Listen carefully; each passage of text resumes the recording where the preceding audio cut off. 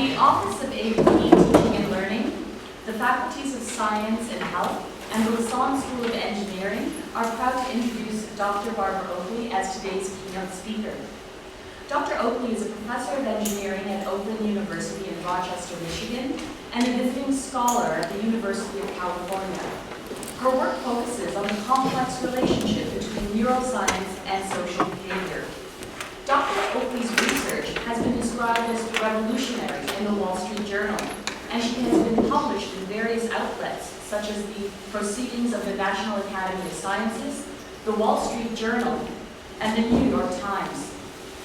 She has won numerous teaching awards, including the American Society for Engineering's Chester F. Carlson Award for Technical Innovation.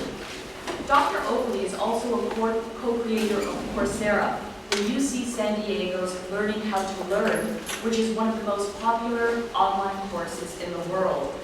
Her book, A Mind for Numbers, How to Excel at Math and Science, Even if you flunked algebra, was published in 2014 and has been a New York Times bestseller. Her next book, the book she's currently working on, is called Mindshift: Breakthrough Obstacles to Learning and Discover Your Hidden Potential, and is due to be published in the spring. Without further ado, we welcome Dr. Barbara Oakley.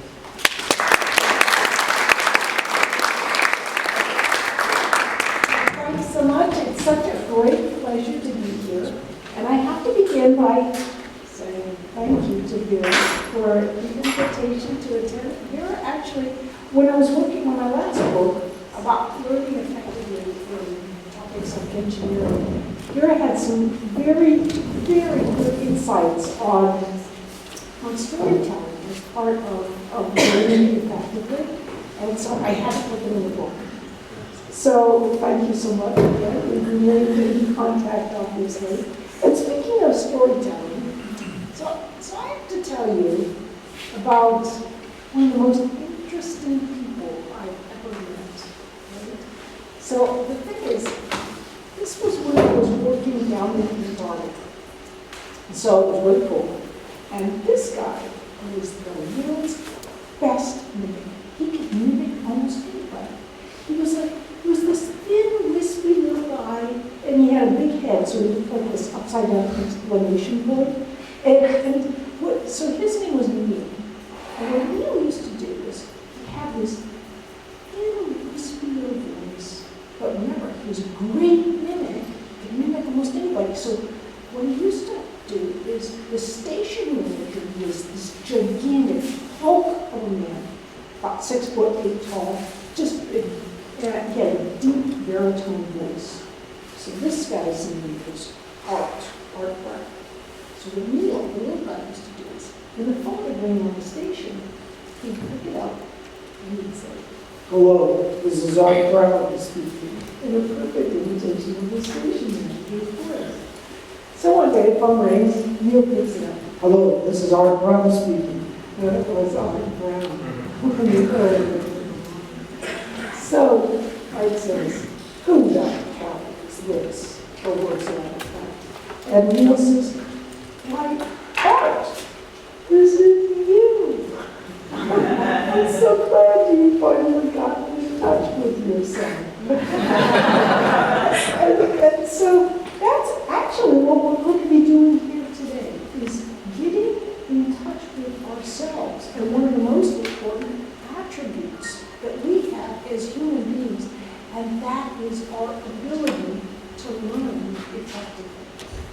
So I should probably give you just a little bit of insight into my own background. I grew up moving all over the U.S. So by the time I was about 15 years old, I lived in 10 different places. So the thing is that learning in math and science is really sequential. So if you fall off anywhere along the way, you're off. It's really hard to get back on.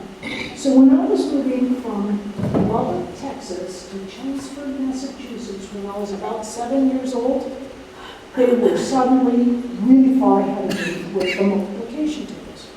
And I wasn't one of these genius kids. And I didn't know what they were talking about. And I just started getting further and further behind.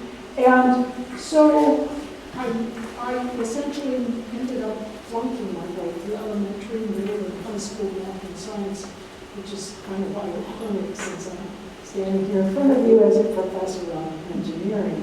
And the real deal, I publish in very, very high caliber journals, and I do good engineering work. I'm actually a professional engineer. And so one day, one of my students asked me, he said, he found out about my sordid past as a math flunky, and he said, how did you do it? How did you change your brain? And I thought back on it. I mean, here I was this little kid, and this is actually the last cute picture of that.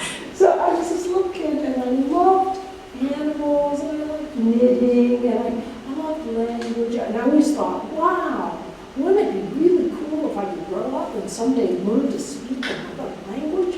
I mean, the household I grew up in was resolutely monolingual, and guess what language we spoke? And I just thought it would really be awesome if I could learn another language. And so, but at that time, there were not any kind of college loan programs available, and I couldn't afford to go to college.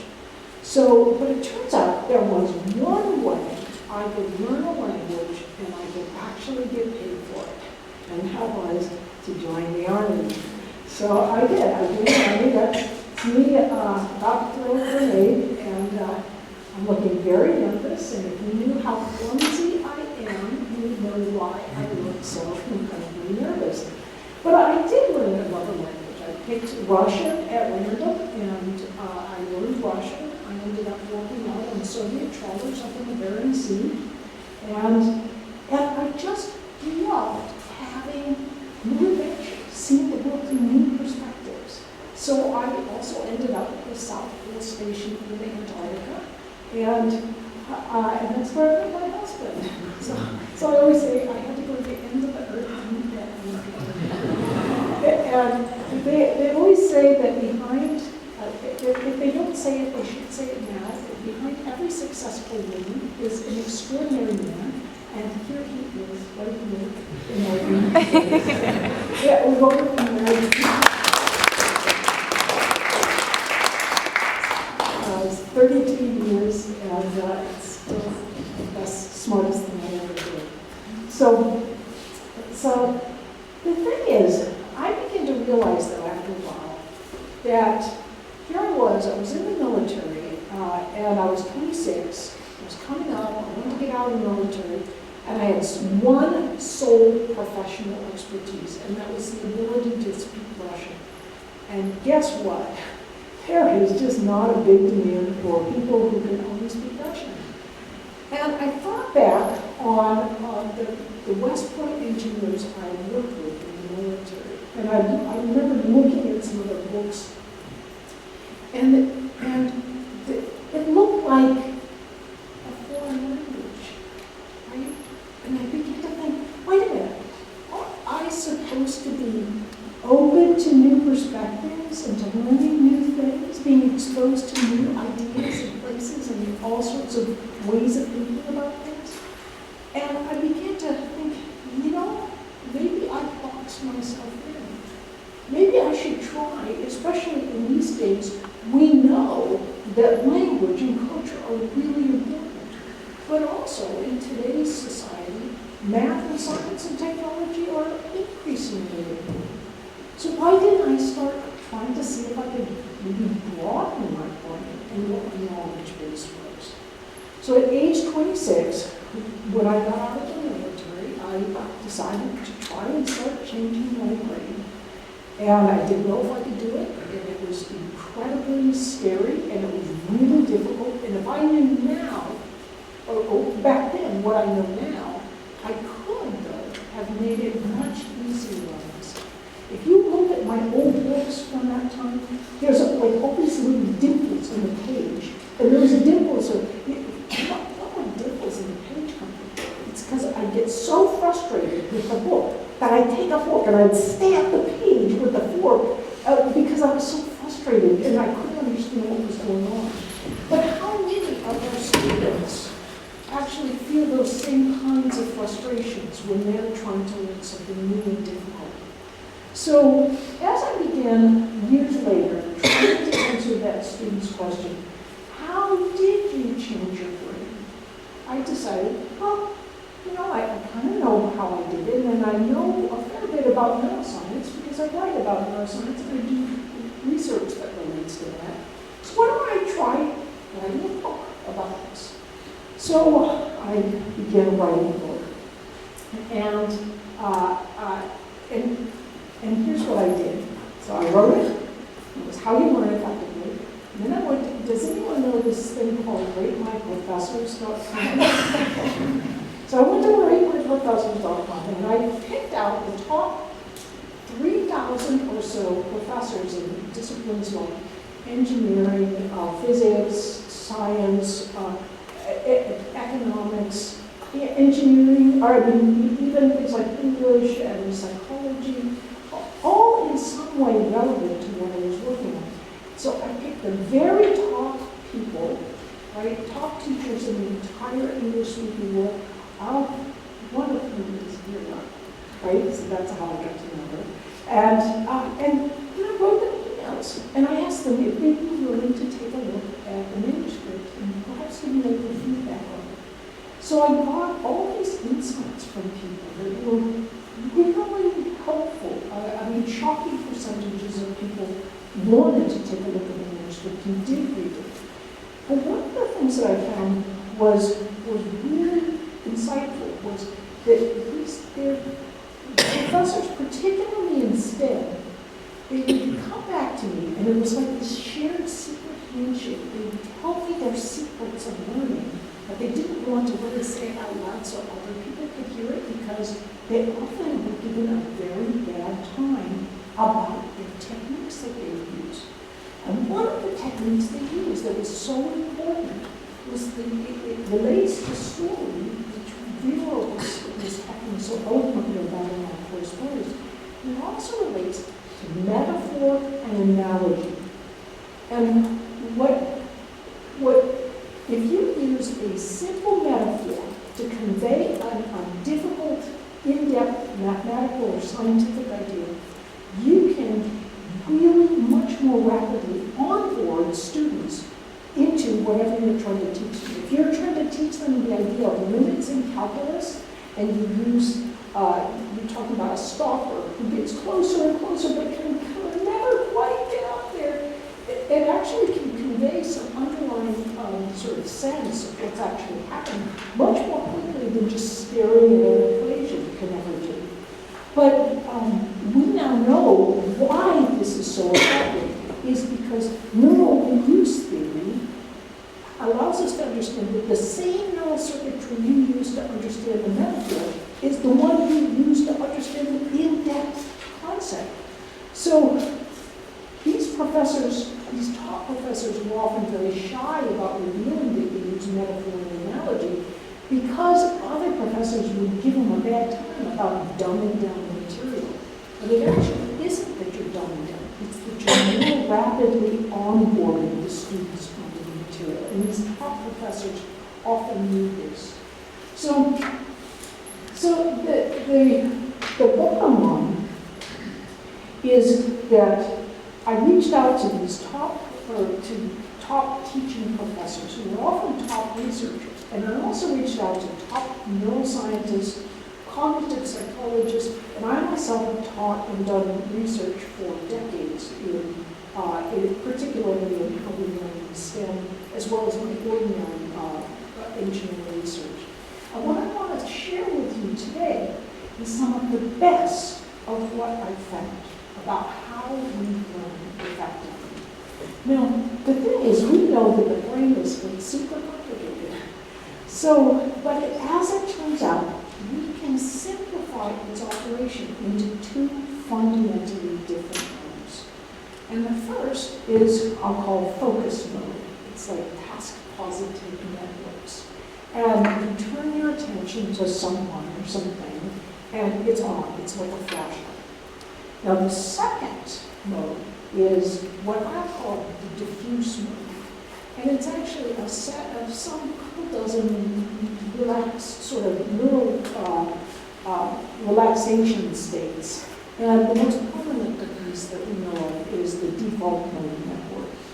So when you're focusing, it's like a flashlight, it turns right on. But when you're not thinking of anything in particular, that's the diffuse mode. That's it, and it's more like you're walking to this building, or you're taking a shower, or you're sitting on a bus. That's often this diffuse mode where you're not focusing on something in particular. As it turns out, learning often involves going back and forth between these two different modes. Now, in order to better explain some of these modes, I'm going to use a metaphor. So the metaphor I'm going to use is that of a pinball machine.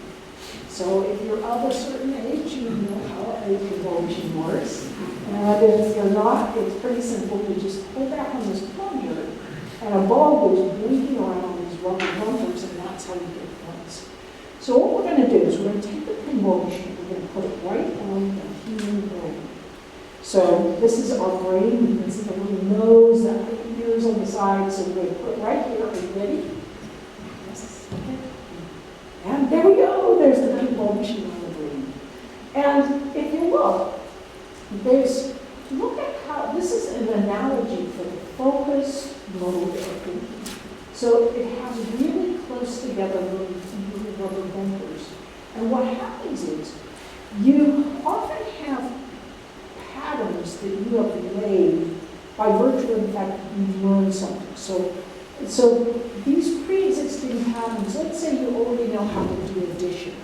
So you know how to do addition, and you've got these patterns laid, and then if I asked you to add 27 plus 52, your thought would go along, and it kind of go along those patterns that you've already laid. Well, what if you are being asked to learn something completely new? So it's sort of by analogy. It's as if you've got this pattern, and it's in a sort of a different area. So you may know, for example, how to do addition, but you've never done subtraction before. So how do you do it? Your brain has never been there. You don't know what the pattern looks like or feels like, or you don't know anything about it. So what you often first do, if you're faced with a subtraction problem, and you only know addition, you kind of start here, and it doesn't really look right. So after a while, you get really frustrated because it's not really working right. And so you get more and more frustrated, and then you quit. And when you quit, here's what happens. You're focused mode uses one set of neural circuits, but there's that completely different set of neural circuits in the diffuse mode. And the diffuse mode, look at how far apart those rubber bumpers are. This is analogous to what's going on in real life, where there's actually longer extensions in the mode, in the neural circuitry that underlies for example, the default mode network. But what happens is when you think about the diffuse mode, it takes off and it can range much more widely before it encounters a rubber bumper. So you can't think in a careful, detailed, nuanced fashion to solve a multiplication problem, for example, like you can in a focus mode while you're in diffuse mode. But you can at least get to the new place you need to be in order to start handling the problem in a new way. So again, learning often involves going back and forth between first you focus, and then you kind of have to give it a chance to kind of knock around in the background. It's unconscious processing that puts together things so that when you return to the focus mode later, it begins to make sense. So the thing is, you might think, well, you can only be in one mode at a time. So you can be in focus mode, you can be in diffuse mode, but not in both modes unless you take certain forms of mushrooms. It's really interesting what happens there. But so you alternate between these modes, and you might think, well, yeah, that happens with learning, but how do we actually think about how people have ever used these ideas about how your brain works? And people have used them through history. And for example, does anyone know who this fellow is right here? Yes. One of my favorite people. He's just so crazy. He like Lady Gaga before Lady Gaga. And that's his pet ocelot there, a baboon. And so what Dolly used to do when we had a difficult problem with this surrealist painting was he called it sleeping without sleeping. He'd sit in a chair and he'd sort of cogitate on this sort of a problem with his painting. He had a key in his hand, and he'd sort of relax and relax, and he'd have his key, and just as he relaxed so much he'd fall asleep, the key would fall from his hand. The clatter would wake him up, and off he'd go. He'd take those ideas from the diffuse mode back to the focus mode, where he could refine and analyze them. But so this works really well for creative enterprises like art. But guess what? It also works for areas and subjects like technology, math, and science. In fact, this guy right here, Thomas Edison, was one of the most prolific inventors in history.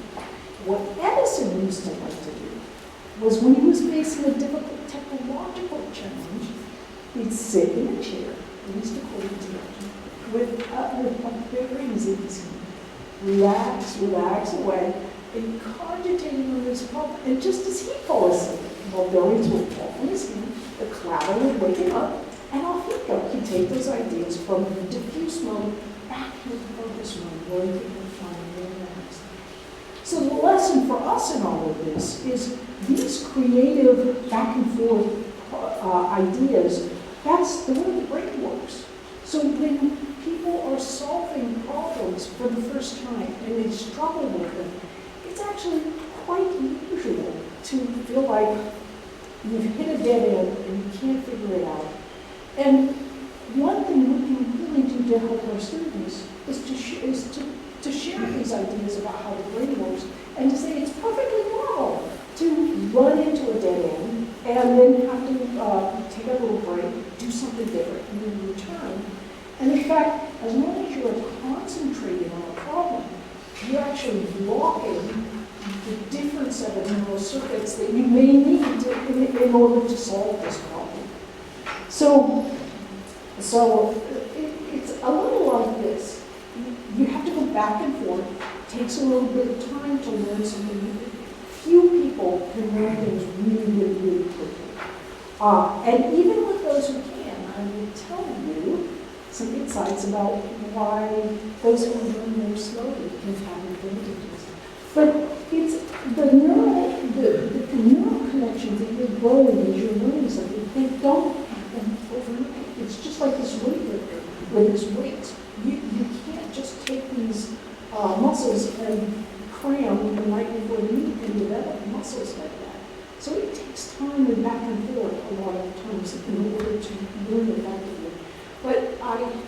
So what I'd like you to do now, though, is I'd like you to team up with someone else, preferably someone you might not know, and I'd like you to explain the difference between focus and diffuse modes. So if you would, find someone to team up with, and introduce yourselves, take 2 minutes, and explain the difference.